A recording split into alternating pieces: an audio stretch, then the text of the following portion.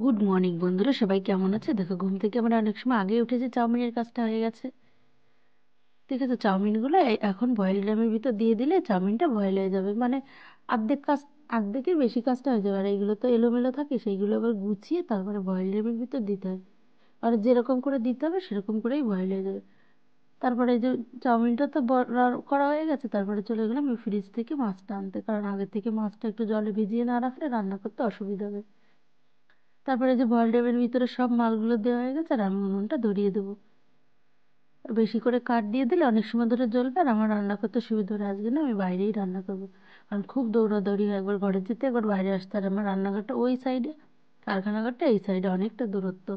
বারবার রাস্তায় রান্না ফেলে ফেলে, ওই জন্য ভাবলাম আজকে বাইরেই রান্না করি। আর যেদিন বড়ি করি, বড়ি আর ঘরের রান্নাঘরটা এক জায়গায়, মানে কাছাকাছি, উপর নিচ। আর এই চাউমিনের বয়েলটা আর বাইরের উনুনটা এক জায়গায়।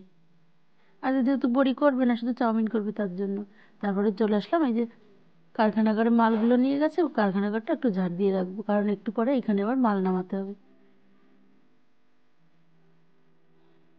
মাল নামানোর পরে সেগুলো আবার লাঠিতে দিতে হবে, ওই জন্য একটু ঝাড় দিয়ে রেখে দিচ্ছি।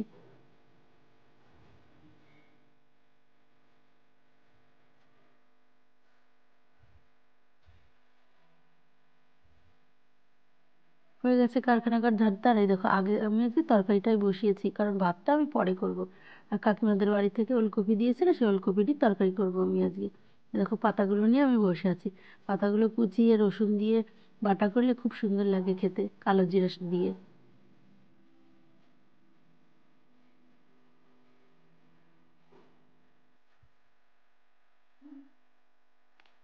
তরকারিটা ফুটে গেছে, এখন মাছগুলো দিয়ে দেবো। কালকে বেশি মাছগুলো খাওয়া হয়ে গেছিলো, কমটা রয়েছে।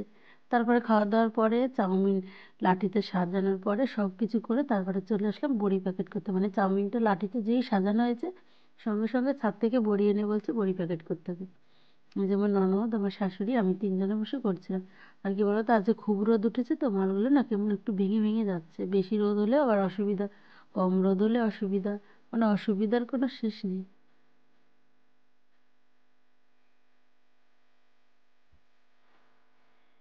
তবে সব মালগুলো মাপা হয়ে গেছে, এখন আমি সবগুলো পুড়িয়ে নেব। মানে মুখটা যেরকম করে পোড়াতে আমি অনেক ভিডিওতে দেখিয়েছি।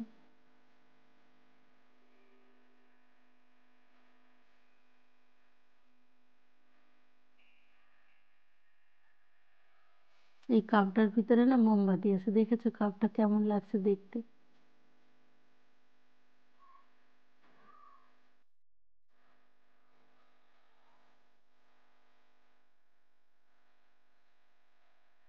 সকালবেলা ঘুম থেকে উঠে চাউমিন বড়ি রান্না করা, এই করতে করতে কোথা দিয়ে যে দিন চলে যায়।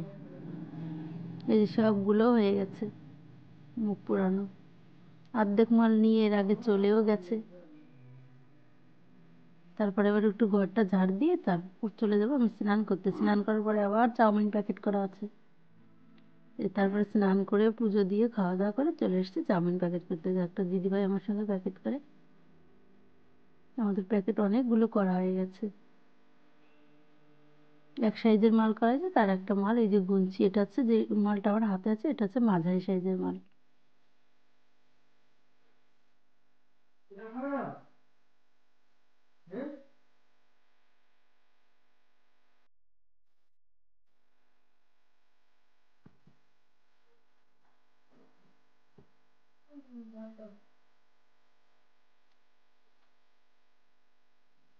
হয়ে গেছে আমাদের মালগুলো।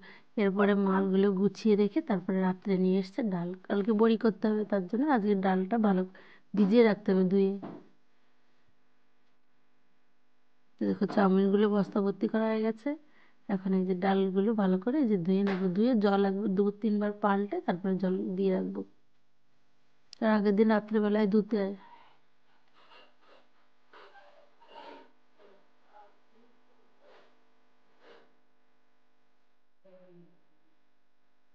আজ বেশি করবে না, ওই 30 কিলো মতো করবে, কারণ চাউমিনও করতে হবে বড়িও করতে হবে, ওই জন্য।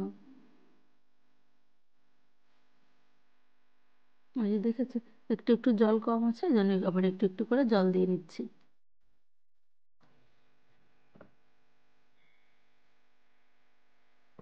এই যে, টাটা। পরের ভিডিও নিয়ে আবার